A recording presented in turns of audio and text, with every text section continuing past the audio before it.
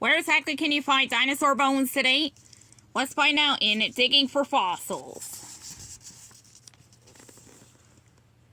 Colorado, Montana, Utah, and Wyoming are some of the best places to find dinosaur bones in the U.S. It's hot in the desert. A scientist wipes sweat from her forehead. She puts her hand up to shield her eyes from the sun. She looks around, searching. There, in that rock, she sees something. It could be a small stone, or could it be something else? She pulls out her hammer and chisel. She brushes away the dust. She digs, but carefully.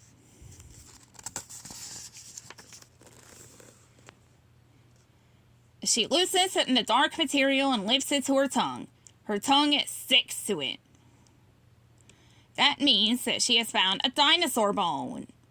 The oldest fossils found so far are about 3.45 billion years old. This scientist is a paleontologist. That's someone who studies the history of Earth through prehistoric fossils.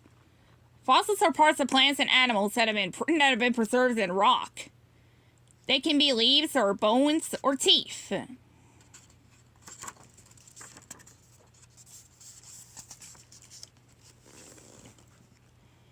After an animal dies, its bones remain.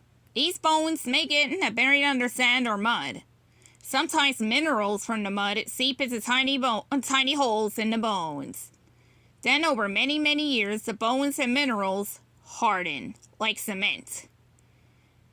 It doesn't happen often, but when the conditions are just right, a fossil is made. The first complete dinosaur skeleton was found in 1858.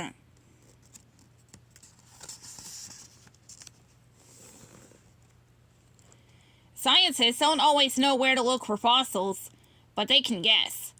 Some parts of Earth have more dinosaur bones than others, but fossils aren't just bones. They can be something the animal left behind, like footprints, or even poop. Fossilized dinosaur poop is called coprolite. Found in France, one of the longest known strings of dinosaur tracks is 110 footprints. Scientists, like detectives, follow dinosaur footprints. These footprints aren't just on the ground. They can appear on the side of tall rocks. Did dinosaurs walk up walls? No, but over millions of years, the ground on Earth shifted. To help them eat meat, most carnivores had sharp teeth. The paleontologist is excited about finding a bone. It may tell her a lot about the dinosaur. Based on the size of the bone, she can figure out how big a dinosaur was. And if she finds a tooth or fossilized poop, she will know what it ate. So she keeps digging. Now she must carefully separate the thin layers of rock. Fossils are often sandwiched between layers of sedimentary rock. Sedimentary rocks are formed from tiny bits of larger rocks that are washed away. She doesn't want to damage any bones inside.